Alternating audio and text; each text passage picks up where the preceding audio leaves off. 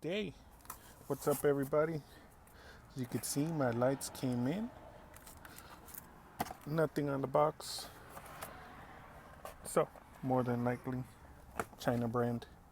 But it's alright. I just wanted an upgrade and I'm going to show you what this came with. So, at least it's protected. I'm glad about that. So, these are the headlights. These are LEDs. So, looks pretty cool. Knockoffs of the higher end ones. Now these you'll find them listed as for the JKs, I think it says, but basically Jeeps. So it comes with the harness for the Jeep. You won't be needing that. This one will actually plug in to the H4 connector that we have on the Monteros. But what you will be needing, you got to buy separately, is a polarity converter. Or it says control polar converter. Pretty much because just the way that things are wired doesn't work if you just try to plug it straight in. This needs to be plugged in. Well, all you need is to ground this cable. This end plugs here, and then this end would go to your factory plug. And what that allows it to do is to work properly, because I believe it's that these two are actually flipped around compared to our wiring. So this allows that to flip it back over and actually give it the power it needs. So I'm going to install it real quick and we'll see how it goes. It's pretty simple. I did this same swap on my buddies, which is why I ended up getting these. So let's do it. Everything I'm using for the installation of the new 7-inch LED sealed beams. Main things you'll probably need, or things that everybody will need, is the screwdrivers, different sizes for different screws. I use a Dremel tool to cut the backing plate where the light mounts, dielectric grease for all the connections on the lights, obviously a marker to mark where I'm going to cut for the Dremel tool, wiring, because I extended the ground wire, that's 16 gauge wiring. You're going to need double-sided tape and a knife obviously to cut it, and those are some wire pliers, wire cutters, whatever you want to call it, for the wiring, some heat shrink, and just a 10 millimeter for one of the bolts where I mounted my ground. Oh yeah, and this butane lighter, just to put the heat shrink it down. So most of you might not need all this, but this is what I have at home. I'm sure you could find other ways to do the same thing I did without all this. Okay, so for now, the only tools you're going to need is a couple screwdrivers. So one slightly thicker than the other, right there. So this one will be to remove the screws in the lens right there. This one will be to get the ones right here. So there's only a few screws. So there's 1, 2, 3. You remove those 3, pull this up, and it'll release. But to take this piece off, in order to get the actual light out, you're going to have to remove the corner lens. And be careful with that. So take it apart piece by piece, because you don't want it to fall and break. These aren't that easy to find anymore. Now when you get to this point, in order to remove this, you just pull this apart. Make sure to hold each end. So hold this side and this side.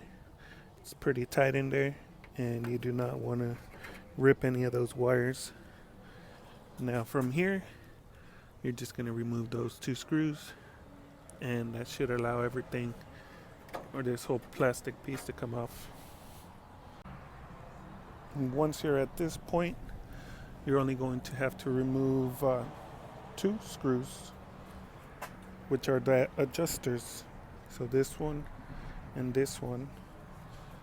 That will allow everything to come out, but be careful and not to lose that spring. That spring is what holds it in. So when you're adjusting it, all you have to adjust is these 2 screws. You don't have to worry about anything over here. So make sure you don't lose that. Once we pull that out, you're going to remove that little screw, and that one, and that one. So there's a total of 3 small ones. 2 long ones, 3 small ones, and the spring. Now, one thing I do like to do before I remove these is I like to use a permanent marker and try and get the thread all around as much as I can, because my headlights are already properly adjusted. That way, when I reinstall them, I don't have to, or I won't be too far off where it should be. But I will have to readjust them and realign them, So I'll show you how to do that later on. But that's just a little trick for now, little tip. And the light is off. So like I said, it's just these 2, the long screws and the spring. Now, I do want you to notice how it's got that little notch. Both the screws got them. And that's so it can slide into right here, like that, for when you adjust them. So when you reinstall it, do not do it like that. Has to be right there in the middle. So for these 2, slide it in. Now, the smaller ones. These are out. Oh, one more thing. I don't suggest leaving these here. I do that out of bad habit, but I've had plenty of them fall in. So, screws are out, and you will need these, the ring right here. You will still need that in order to remount the new ones. And there it goes. This is the full light. Oh, I left the other one inside. Here's the new light when reinstalling it. The lettering up here is up. So, as you can see right there, there's some notches. Make sure you align. There's 3 total notches. So these 2 are closer together than these. So, that's how you're going to have to mount it. That notch, and the furthest one apart from all of them is at the bottom. As I said, make sure you line up the notches. So that one fell into place. This one is aligned, and this one is aligned, but it didn't fall all the way in because it's hitting up here. So here and here, I'm going to go ahead and grind it down a little bit. I got a Dremel tool. I'm pretty sure you might just be able to get away with it by just bending it, but I've got the little grinder, so I'm going to use that. There you have it, right there and right there. So I'm glad I did both sides, that way I don't got to go back and try it again. Sits perfectly. You can see right there.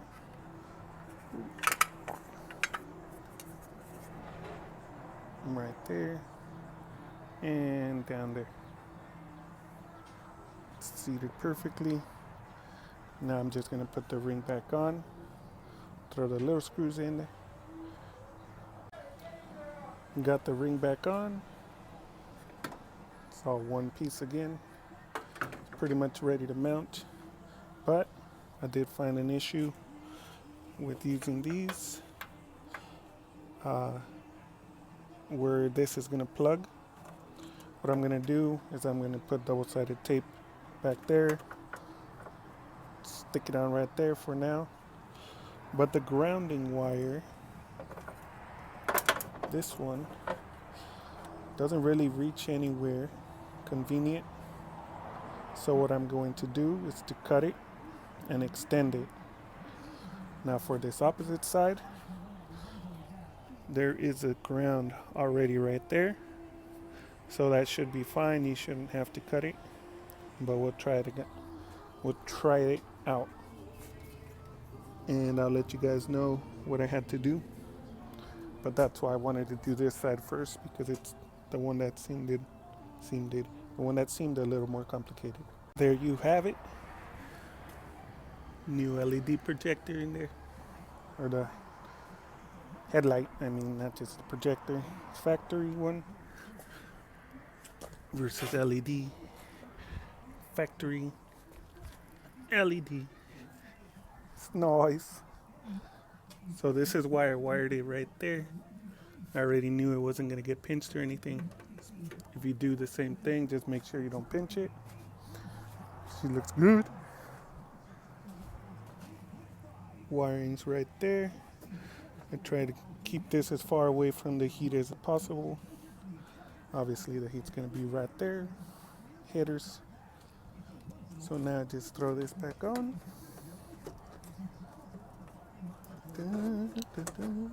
And this side is complete. I'm going to do this side. If there's any issues, I'll let you know. So there you have it, guys. Everything is in. New LEDs right there. You can tell that side, this side on the right is higher than the left, so I'm gonna have to go readjust them. But on this side, I had no issues. Did everything the same, and I grounded it right there. Just unscrewed it. Same thing, dielectric grease there, double-sided tape there. Everything's cool. So everything's looking good. Like I said, with you marking it right there, that's not exact. You're gonna have to go and adjust the light still. So for right now, it looks cool.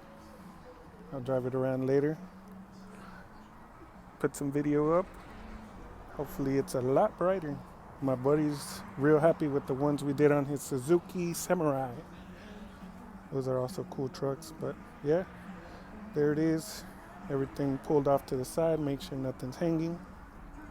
Good to go.